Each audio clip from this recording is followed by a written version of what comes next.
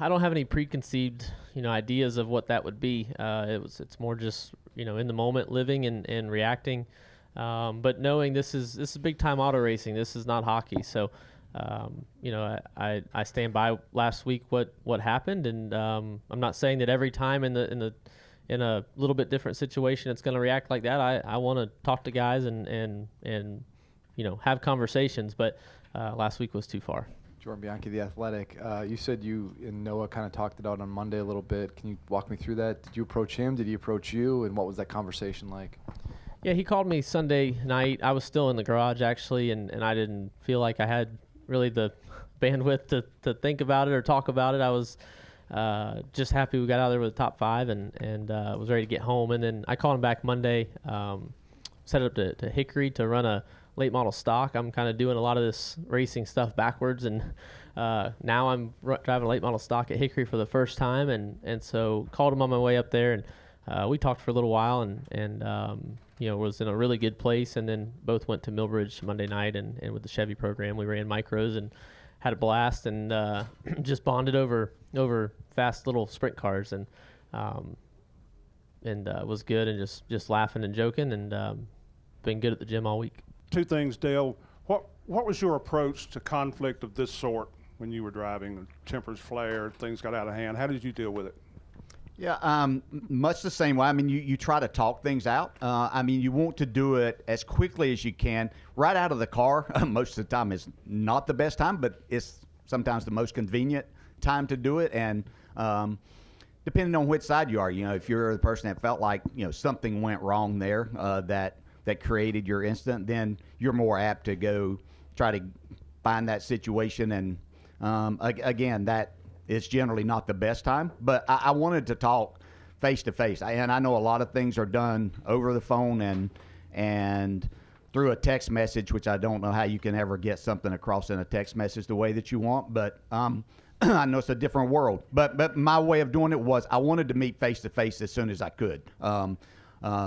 And if we could both cool down a little bit from the situation, do that. Had times that, it got to a heated situation. I was trying to think back this week because I was asked if there was ever a situation where a punch was thrown. It came close a few times, but I can't ever remember anything like that. But I totally understand it. This is, people, that we're sometimes a little quick to condemn people for certain situations. You have to understand the competitive nature first and foremost. And then you've just been in a race car for 3.5 hours, and you're hot, you're tired, and the last thing that you want is somebody putting their hands on you. Talking's one thing, but I totally understand Ross's situation, and I think that's a tipping point. It's for most people, most competitive people, that you've crossed the line right there. And but it's good that they could talk it out and get things done. The cars are different now. The tires are different here. But is the way you race Darlington, you think, still pretty much the same? How you set up a pass, where you pass, has any of that changed much? I can't see that it's actually changed that much. I know that speeds are certainly different, and the way these cars apparently drive, and the challenges the drivers had. But we've all had challenges through all the different eras as to what this racetrack presents. And I think it's the same challenges that I watched my dad go through. It's not, he and I were just talking Thursday night about when he won the Southern 500 and won by 14 laps. That's obviously not going to happen. That was a high attrition rate. It was a very hot day. They're going to encounter hot conditions tomorrow, but the equipment is so much better. So it's always been something along that. But you can look back through the years, the races, the things that have happened, where they happen, a lot of the same things through the years. And the one thing that figuring out, you have to attack this track, but in a way that you can do it for a long period of time. I think probably David Pearson was the very best at that. He made this look easier than it is. But for most people, this is hard because you do have to attack so hard and so often. You can't just ride around here at any point in time and get yourself in a position to try to win. Go to Al, then to Mark, then to Claire. Yeah, Dale, Al Pearson, Auto Week. Your dad was known as Gentleman Ned. he hardly ever got any kind of conflict. You sort of learned from him, because I don't know that any of us remember a time when you were maybe accused of being a dirty driver.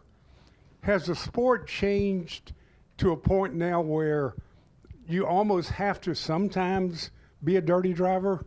Whereas back in the day when you were driving and your dad was driving, you might be able to win on talent in car alone more so than just on attitude. Has it changed that much? And the other question is, how is your dad? Okay. Let me address this first. That talking about a dirty driver, the way that Ross, and I know that he's in the conversation a lot because of his driving style. I've seen nothing from Ross that he is a dirty race driver whatsoever. Is he an aggressive driver? Absolutely. Do you have to be more aggressive today than maybe in the past?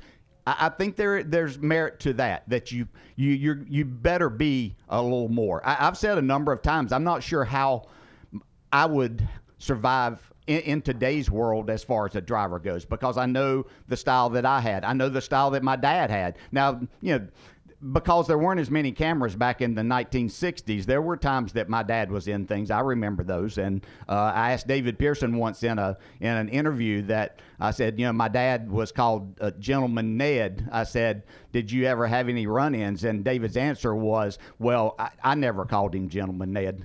He wasn't that to me. So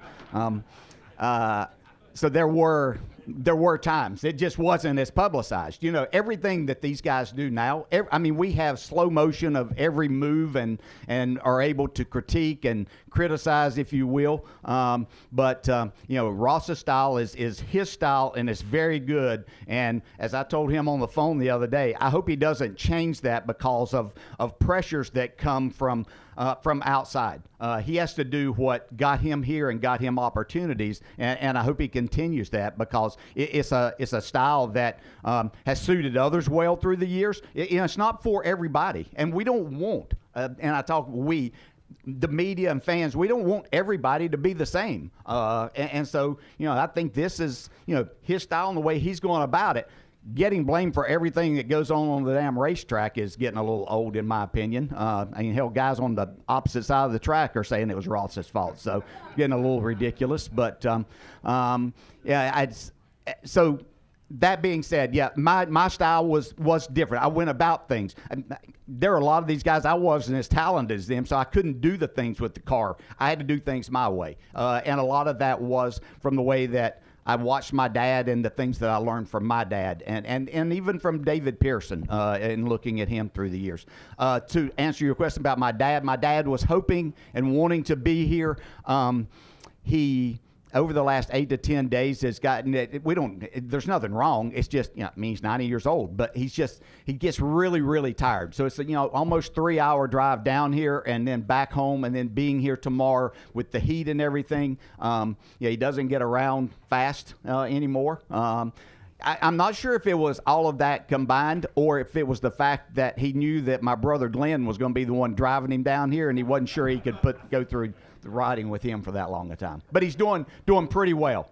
We sat in the other night. I intentionally bring up races about from back in the 1960s, and he can't remember talking to me 2 hours ago, but he'll tell me lap by lap and who he's still pissed off at in some of those races. So. How's Zach doing? Zach's doing okay, playing in Gastonia in the independent league, so still trying to make it, and got a few offers or talks going on with some major league teams, but we'll see. Still going well. Thank you. Okay, we're going to go to Mark, and then we'll wrap up with Claire. Mark Garrow, PRN. Ross, how do you look at leading the points at this particular point? How important is this regular season championship to you? And is it more important now, those bonus points and the fact that you haven't won, and those playoff points could come in handy? So how do you look at all this right now? Yeah, look, I'll always take one more point than one less, and it's just in today's world, it's just you're just trying to grab as many points as you can. I missed out on a really big opportunity last week by not staying out for that stage 2 late restart that the 22 ended up winning. That would have been execute on the restart, win the stage, and then reset only a couple spots back. And Phil Surgeon made the call to stay out and to do that, and I saw how many people were pitting, and I errantly decided to pit. So those little things, I just look at like I missed 10 points right there, but everybody's missing chunks of points every stage and every race. So I think that's it's big. It's so crazy to think that we're leading the points, but then again, it's not. Like we belong there, and we belong to be parked at the front of the garage. I've been here for this spring Darlington race and parked second from last. So it's pretty wild to walk down that same line, and I still catch myself yesterday coming in ahead of the truck race and Cup Tech and just walking purposely from this end to that end to just look at it. So I still take these moments to try to realize what all this is. This isn't always going to be the case. We're not always, for the rest of time, we're not going to be the Cup Series points leaders. So some special times right now, and we keep running like this. I fully believe the wins will come. Claire B. Lang, Sirius XM NASCAR Radio. I really enjoyed Dale's comment about don't succumb to pressure from the outside. I know your team doesn't pressure you. Are you feeling that pressure? I was listening to the podcast of Kyle Larson with Brad Sweet, and he said, I like it. He said, Ross Chastain owns it. You got to say it. He owns it.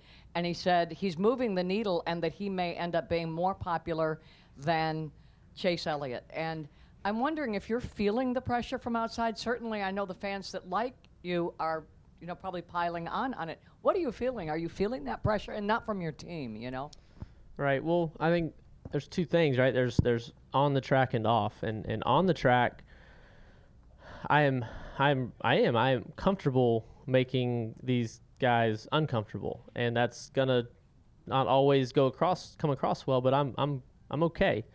Get out of the car, and I'm learning to be comfortable in this role. I'm not the guy that grew up wanting to be on camera. I wanted to be like my dad. I wanted to farm watermelons. I wanted to be like all the other guys in our town and that we knew that I grew up around. And I wanted to drive my 3/4 ton diesel truck to the farm and work and grow a crop and go home. And you can go out there at the field. You can go all day and never see anybody if you want to. I mean, everybody thinks about Florida and the beaches, but you come inland where we're at, and there's nobody out there. So it's something I'm growing into off the track, and I don't always, sometimes I'll get on camera and I see it when I watch it back. I'll kind of bring my draw in and protect, in my mind, but just being myself is the best thing I can do, and if people like it, they do. I'd say last night at the truck race, it was maybe 70-30, cheers to booze, or I'm interested to see what Sunday is. But no matter what, I'm proud to be, moving the needle, and I hear it, I see it. People come to me either online or in person, and they're telling me the good and the bad, and I kind of just walk away, and I'm like, that's pretty wild that they're watching my racing and they care that much. So I'm learning to be comfortable in that role too. Well, gentlemen, thank you for taking the time to join us this morning, and good luck to both of you tomorrow. Thank you. Yep. Thanks. I'm nervous about my job tomorrow, so I can tell you that. I've been behind that pace car, but I've never been in that. So we'll see.